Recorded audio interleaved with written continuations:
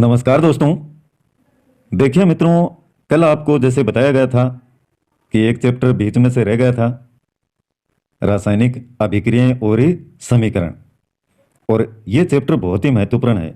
इसमें से लगभग तो ये जो क्वेश्चन करवाए जा रहे हैं, इन्हीं में से आपको एक क्वेश्चन एग्जाम में मिल जाएगा। जो आपकी 10th की बुक है, सारे के सारे प्रश्न उसी बुक में से उठाए गए हैं। तो बाद में ये मत कहना है कि सर उस समय थोड़ा सा ये वीडियो हमें देख लेते तो आज हमारा ये क्वेश्चन सही हो जाता। अभी समय है आपके पास में, आराम से प्रत्येक प्रश्न को समझते हुए आप करने का प्रयास कीजिए। और जो समझ से बाहर रहता है उसको आप अपनी पुस्तकें, 10th की पुस्तकें साइंस की, उसमें देखिएगा। सब कुछ आपको वहीं पर दिया हुआ मिल जाएगा। लेकिन करें जरूर, आराम से करें पेपर को। एक इसमें ज़रूरत होती है आपको कॉपी और पेन की। जैसे लेड नाइट्रेट है तो नाम दिया हुआ है, लेकिन आपको पता ही नहीं है इसका सूत्र क्या है। तो या तो आप बुक में देखें, अगर याद है तो फिर लिखें क्या नाम है। लेड का जो प्रतीक है PbNO3, PbNO3, इसी को कहते हैं लेड नाइट्रेट। लेड का मतलब Pb, ये प्रतीक है, नाइट्रेट का NO3। तो देखिए पहला प्रश्न, लेड नाइट्रेट चूर्ण को एक परख नली में लेकर गर्म करने पर भूरे रंग का धुआं उत्सर्जित होता है, और यह धुआं है, इसको क्या कहते हैं। लेड नाइट्रेट चूर्ण को जब एक परख नली में आप लेकर के गर्म करते हैं तो क्या निकलेगा, भूरे रंग का धुआं। और यह धुआं है आपका नाइट्रोजन गैस का। तो इसमें राइट होगा बी ऑप्शन। प्रत्येक प्रश्न को आराम से देखिएगा। दूसरा प्रश्न देखिए, CaCO3 कैल्शियम कार्बोनेट की जब अभिक्रिया होती है तो एक तो कैल्शियम ऑक्साइड बनता है और एक आपकी बनती है कार्बन डाइऑक्साइड। ये किस प्रकार की अभिक्रिया है। विस्थापन है, अपघटन है, संयोजन है या द्विस्थापन है। देखिए विस्थापन अभिक्रिया उसको कहेंगे जिसमें किसी यौगिक में से कोई भी कंपोनेंट है उसमें कम क्रियाशील जो तत्व है उसको क्या किया जाता है, विस्थापित कर दिया जाता है। और करेगा कौन, अधिक क्रियाशील यौगिक या तत्व है। वो इस यौगिक को यहां से तोड़ देगा और स्वयं उसके स्थान पर जुड़ जाएगा। क्यों, क्योंकि ये अधिक क्रियाशील है। और यह आपको अच्छे से समझाया था। इसी को कहते हैं विस्थापन अभिक्रिया।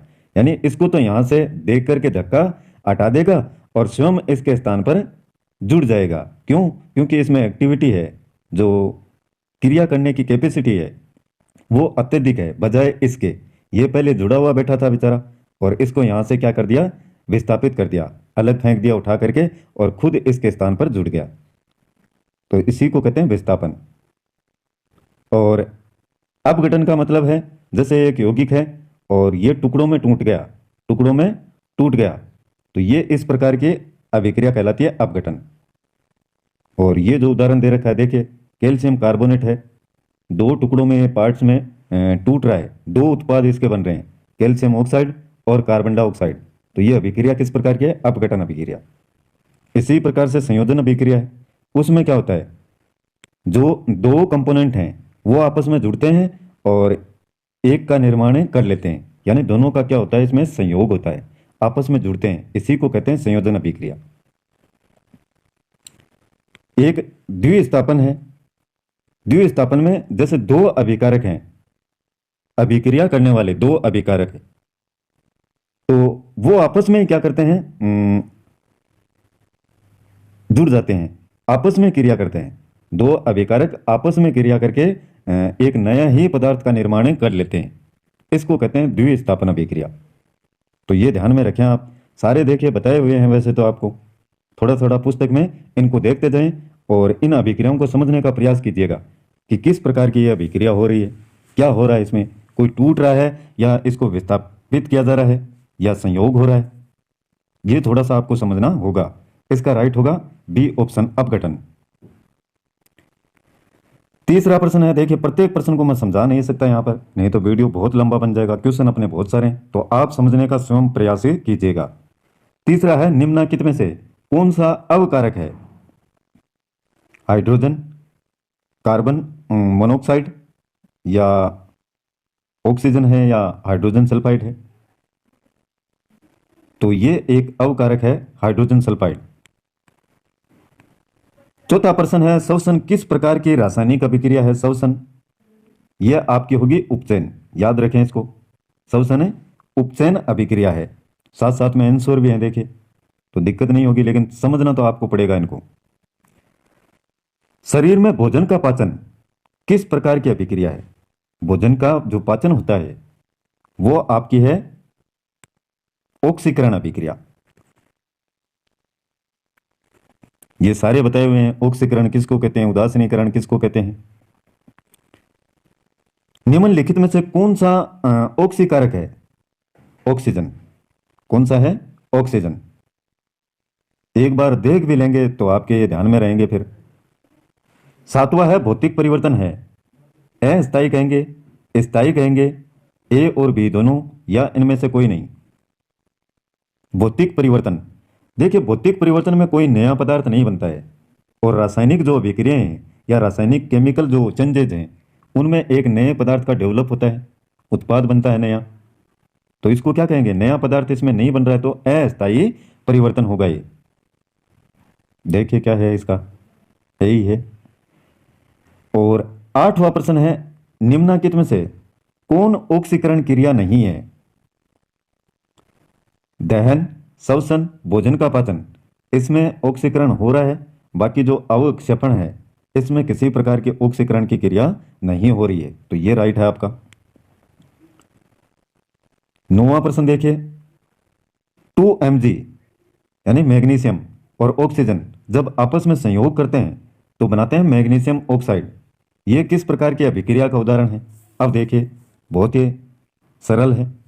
मैग्नीशियम और ऑक्सीजन आपस में क्या कर रहे हैं, संयोग कर रहे हैं, जुड़ रहे हैं, और एक नया पदार्थ डेवलप किया जा रहा है मैग्नीशियम ऑक्साइड।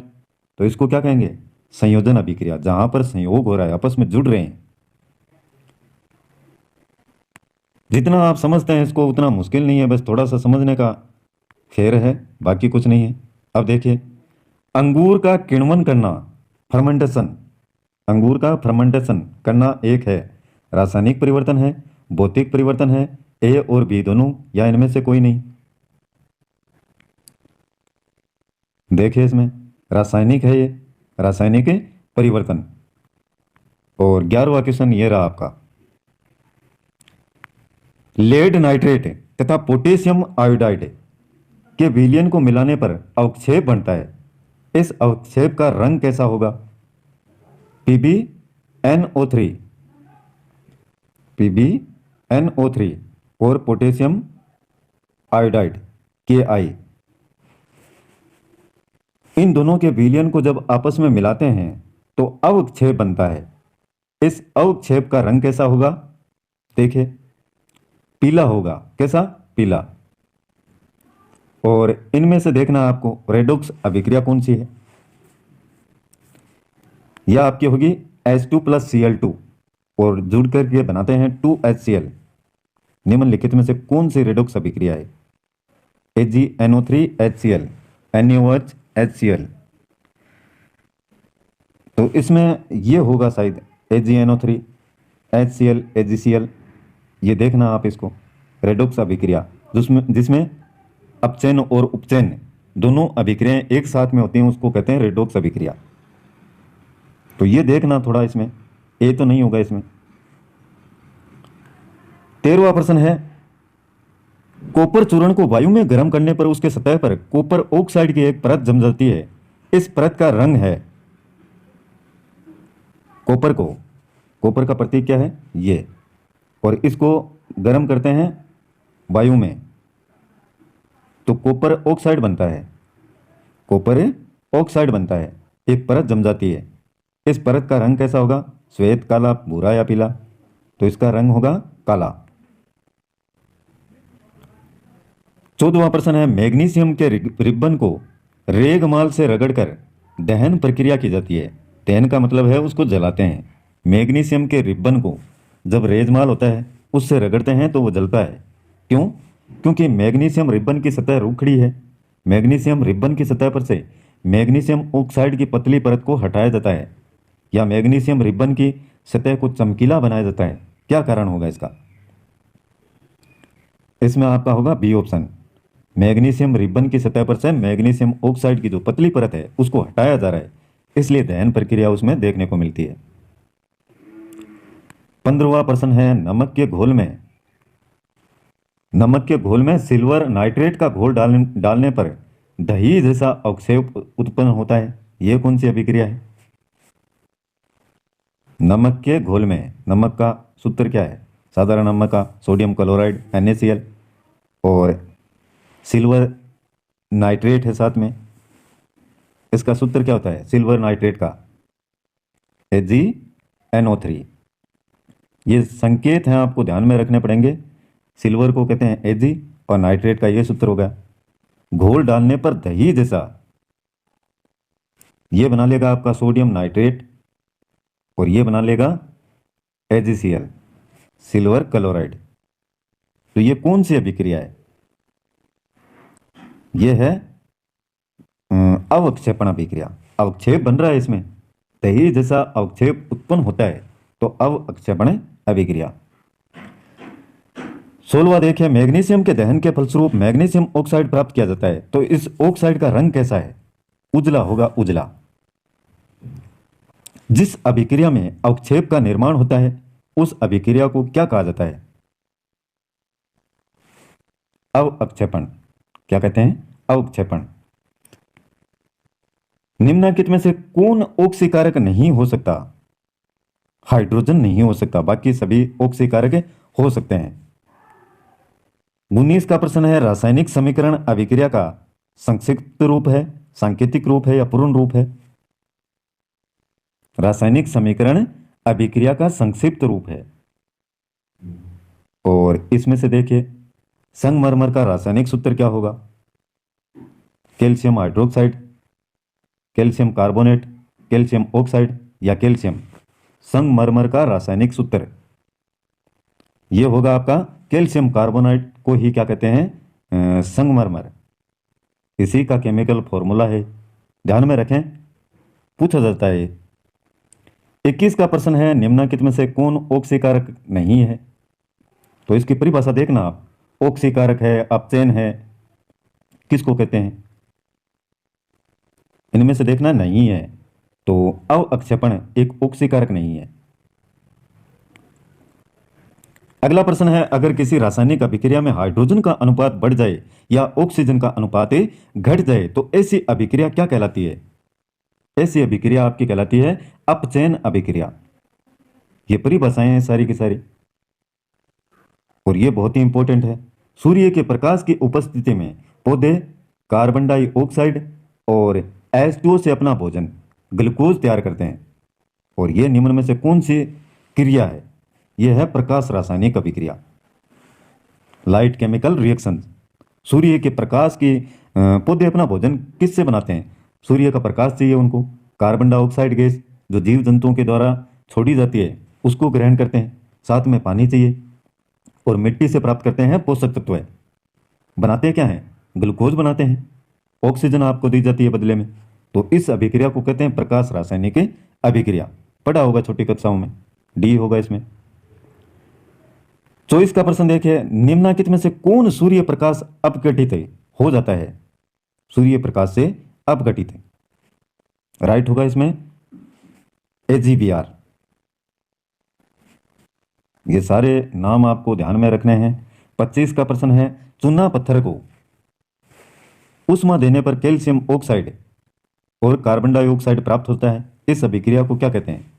इसको कहते हैं वियोजन अभिक्रिया। चूना पत्थर CaCO3 कैल्शियम कार्बोनेट, जब इसको हीट प्रदान की जाती है, हीट दी जाती है इसको, तो ये टूटता है एक तो कैल्शियम ऑक्साइड में CaO और आपका CO2।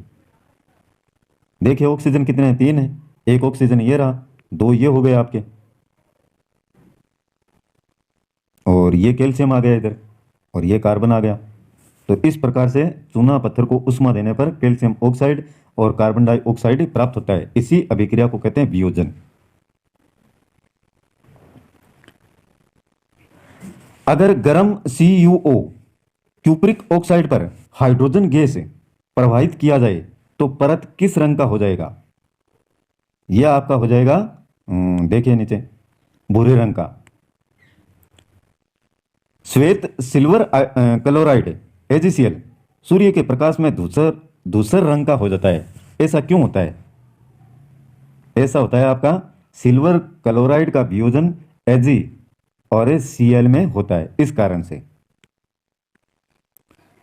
28 का प्रश्न है, उपचयन अपचयन अभिक्रिया को क्या कहते हैं? उपचयन और अपचयन अभिक्रिया को अभी बताया था, इसको कहते हैं रेडॉक्स अभिक्रिया। नेक्स्ट क्वेश्चन है, देखिए ये क्वेश्चन बहुत ही बार पूछा जाता है।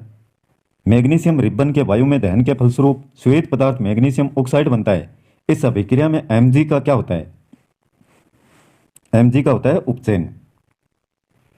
संक्षारण किस प्रकार की अभिक्रिया है? संक्षारण संक्षारण कहते हैं लोहे पर जंग लगने को। ये बताया था मैंने अच्छे से आपको। लोहे पर जंग कैसे लगता है? यह आपका F ही है। वहां पर चाहिए क्या? ऑक्सीजन और नमी युक्त वातावरण यानी जल हो। ये आपस में जुड़ते हैं और एक नया ही पदार्थ डेवलप हो जाता है Fe2O3 यानी जंग। और यह पूरी प्रक्रिया कहलाती है संक्षारण की प्रक्रिया। तो क्या हो रहा है इसमें? किस प्रकार की अभिक्रिया है? अपचयन है, अवक्षेपण है, संयोजन है या उपचयन है? बहुत ही महत्वपूर्ण है। देखिए इसमें हो रहा है उपचयन अभिक्रिया। मैग्नीशियम रिबन का वायु में दहन एक रासायनिक परिवर्तन है। क्यों? क्योंकि जब इसको जलाते हैं इसका दहन होता है तो एक धुआं सा निकलता है, नया ही पदार्थ इसमें निर्मित होता है, मैग्नीशियम ऑक्साइड। तो कैसा होगा? रासायनिक परिवर्तन। 32 का प्रश्न है, प्राकृतिक गैस का दहन, नेचुरल जो गैस है उसका दहन, उसको जलाते हैं तो किस प्रकार की अभिक्रिया है? उष्माक्षेपी। उष्मा इसमें क्या होती है? उत्सर्जित है, निकलती है काफी मात्रा में। यार बहुत सरल है, देखिए इसका समझने का थोड़ा सा फेर है। नेचुरल गैस, प्रकृति में जो गैस मौजूद है, कई बार उसमें एकाएक आग सी लग जाती है, जलती है, उसका दहन होगा। तो जलने पर आप उसके नज़दीक तो छोड़िए, थोड़ा दूर भी होंगे तो आपको ऊष्मा महसूस होगी कि नहीं होगी? गर्मी लगेगी कि नहीं लगेगी? टेम्परेचर उसके आसपास के क्षेत्र का इतना ज़्यादा हो जाएगा कि आप उसके नज़दीक भी जा नहीं सकेंगे। तो ऊष्मा क्या हो रही है? उत्सर्जित यानी निकल रही है। इसी को कहते हैं ऊष्माक्षेपीय अभिक्रिया। 33 का प्रश्न है, जिन रासायनिक अभिक्रियाओं में उत्पाद के साथ ऊष्मा उत्पन्न होती है उसे क्या कहते हैं? उसको कहते हैं ऊष्माक्षेपी अभिक्रिया। 34 का प्रश्न है, मैग्नीशियम रिबन के दहन होने पर किस प्रकृति की लौ उत्पन्न होती है? श्वेत और चमकदार। ध्यान में रखें,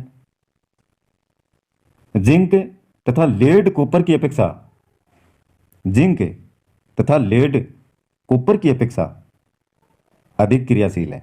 कौन सा? जिंक। एक लेड है Pb और एक है आपका कॉपर। इन दोनों की अपेक्षा जो जिंक है वो क्या है? अधिक क्रियाशील। 36 का प्रश्न है, निम्नलिखित में से ऊष्माक्षेपीय अभिक्रिया है जिसमें ऊष्मा का उत्सर्जन हो रहा है। तो यहां पर देखिए ऊष्मा निकल रही है, बाकायदा दर्शाया गया है अभिक्रिया में। तो ऊष्माक्षेपी अभिक्रिया, टिक कर देंगे इसको। कार्बन की ऑक्सीजन के साथ में अभिक्रिया करवाई जाती है तो कार्बन डाइऑक्साइड गैस तो बनती है, साथ में क्या है? ऊष्मा भी निकलती है। 37 का, वे अभिक्रियाएं जिनमें अभिकारकों के बीच आयनों का आदान प्रदान होता है उनको कहते हैं द्विविस्थापन अभिक्रिया। परिभाषा है, याद रखें, वे अभिक्रियाएं जिनमें अभिकारकों, अभिकारक एक नहीं दो, कम से कम दो अभिकारकों के बीच आयनों का क्या हो रहा है? आदान प्रदान। 38 का प्रश्न देखिए, निम्नलिखित में से कौन सी सूचना रासायनिक समीकरण से प्राप्त नहीं होती? कौन सी सूचना रासायनिक समीकरण से प्राप्त नहीं होती? प्रतिफलों के मोलों के अनुपात ये प्राप्त होते हैं, अभिक्रियाओं के सूत्र भी आपको मिलते हैं, अभिकारकों में जो उपस्थित परमाणु हैं वो भी आपको देखने को मिलते हैं, लेकिन प्रतिक्रिया के रंग नहीं मिलते हैं। ये होगा इसमें। 39 का प्रश्न है, मैग्नीशियम की जब ऑक्सीजन के साथ में अभिक्रिया करवाई जाती है तो मैग्नीशियम ऑक्साइड का निर्माण होता है। यह रासायनिक अभिक्रिया या समीकरण किस प्रकार का है? यह है संतुलित। संतुलित क्यों कहेंगे इसको? इधर देखिए ऑक्सीजन कितने हैं, 2 हैं। इधर भी ऑक्सीजन कितने हैं, 2 ही हैं, 2 पहले लगा हुआ है। इधर मैग्नीशियम 2 हैं, इधर भी मैग्नीशियम कितने हैं, 2। संतुलित नाम दिया हुआ है, तो ये रासायनिक समीकरण संतुलित है। 40 का प्रश्न है, बेरियम हाइड्रोक्साइड और अमोनियम क्लोराइड को 2:1 के अनुपात में मिलाने पर पात्र ठंडा हो जाता है, तो ये किस अभिक्रिया का उदाहरण है? यह है उष्मा शोषी अभिक्रिया। उष्मा का शोषण हुआ तो पात्र क्या हो गया, ठंडा हो गया। उष्मा अगर निकलती तो उष्मा क्षेपी अभिक्रिया उसको कहते हैं, लेकिन यहां पर तो उष्मा का क्या किया जा रहा है, शोषण किया जा रहा है, तो उष्मा शोषी अभिक्रिया। 41 का प्रश्न है, Fe2O3 की एल्यूमिनियम के साथ में अभिक्रिया करवाई जाती है, तो Al2O3 प्लस 2Fe ये बनता है। ये किस प्रकार की अभिक्रिया है? यह आपकी है विस्थापन अभिक्रिया। अधिक क्रियाशील तत्व है, एक यौगिक में से कम क्रियाशील तत्वों को क्या कर देगा, विस्थापित कर देगा, अलग कर देगा और खुद उसके स्थान पर जुड़ जाएगा। इसी को कहते हैं विस्थापन अभिक्रिया। यहां पे देखिए एल्यूमिनियम है, ये इसके साथ में जुड़ जाएगा यहां पर और इसको क्या कर देगा, विस्थापित कर देगा, अलग कर देगा इसको। 42 का प्रश्न है, किस अभिक्रिया में भाग लेने वाले पदार्थ क्या कहलाते हैं? किसी अभिक्रिया में अभिकारक कहते हैं उनको, अच्छे से बताया था आपको। किसी अभिक्रिया में भाग लेने वाले पदार्थों को क्या कहते हैं, अभिकारक। और जो प्राप्त होते हैं अभिक्रिया होने के फलस्वरूप उनको कहते हैं उत्पाद या प्रोडक्ट। 43 का प्रश्न है, निम्नलिखित में से कौन सही नहीं है? तो उष्मा क्षेपी अभिक्रिया में देखिए ताप का शोषण थोड़ा ही होता है, ताप निकलता है, उसमें टेम्परेचर निकलता है, तो ये सही नहीं है। बाकी ऑक्सीकरण और अवकरण साथ साथ होते हैं। दहन और श्वसन ऑक्सीकरण के ही उदाहरण है। चिप्स की थैलियों में नाइट्रोजन गैस नरम होता है। 44 का प्रश्न है, अभिक्रिया Cu कॉपर ऑक्साइड और हाइड्रोजन की अभिक्रिया करवाते हैं तो कॉपर अलग हो जाता है और जल निर्मित होता है। किसका अपचयन हो रहा है इसमें? इसमें हो रहा है क्यूप्रिक ऑक्साइड का। वह अभिक्रिया जिसमें 2 या 2 से अधिक ऑक्सीकारक मिलकर एक उत्पाद का निर्माण करते हैं उसे कहते हैं संयोजन अभिक्रिया।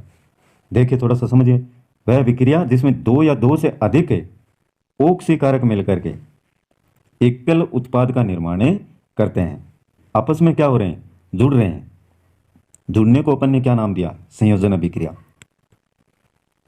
46 का प्रश्न है, जब अभिकर्मक टूटकर छोटे छोटे उत्पाद उत्पन्न करते हैं तो इसको कहते हैं वियोजन। वियोजन का मतलब ही क्या है, टूटना। 47 का प्रश्न है, निम्नलिखित में से कौन सी अभिक्रियाओं के युग्म हमेशा साथ साथ होते हैं, उदासीनीकरण और विस्थापन के? 48 का प्रश्न है, नीचे दी गई अभिक्रियाओं के संबंध में कौन सा कथन असत्य है? तो ये एक अभिक्रिया है और ये इसके ऑप्शन दे रखे हैं। उत्तर होगा इसका डी, इनमें से सभी। ये सारे आराम से देखिएगा, इनको पढ़िएगा आप। 2 प्रश्न और करवाते हैं 49 का, फिर एक पार्ट और बनाएंगे इसका, थोड़े प्रश्न ज्यादा हैं। 49 का, कॉपर सल्फेट के घोल में लोह चूर्ण डालने पर क्या पृथक होता है? कॉपर सल्फेट का एक विलयन है, ये विलयन कॉपर सल्फेट का, और इसमें मिलाते हैं लोहे का चूर्ण। तो यहां पर तो ये देखिए क्या पृथक होता है, कॉपर अलग हो जाएगा। क्यों? क्योंकि यहां पर जो एफ ही है, लोहा है, यह कॉपर की अपेक्षा अधिक क्रियाशील है, तो कॉपर को उठा करके इससे अलग फेंक देगा और खुद इसके स्थान पर जुड़ जाएगा, यानी विस्थापन अभिक्रिया इसमें देखने को मिलेगी। लोह चूर्ण डालने पर क्या पृथक होता है? कॉपर। देखिए ए। और आज का अंतिम प्रश्न है, नेक्स्ट वीडियो में जो 50 से 60 प्रश्न और बचे हैं इसी टॉपिक के, वो और करवा देंगे आपको। SO2 सल्फर ऑक्साइड गैस ऑक्सीकारक है अथवा अवकारक? तो ये ऑक्सीकारक भी है और अवकारक भी है। तो सारे के सारे आंसर आपको बता दिए गए हैं। वीडियो पसंद आए तो लाइक कीजिएगा, अपने मित्रों के साथ में ज़रूर शेयर कीजिएगा और हो सके तो सब्सक्राइब भी कर लेना, जिससे लगातार वीडियो आपकी मोबाइल की होम स्क्रीन पर आपको लगातार मिलते रहें। आज के लिए बस इतना ही, कल फिर मिलते हैं एक नए वीडियो नए टॉपिक और नई जानकारी के साथ में। तब तक के लिए जय हिंद, जय भारत।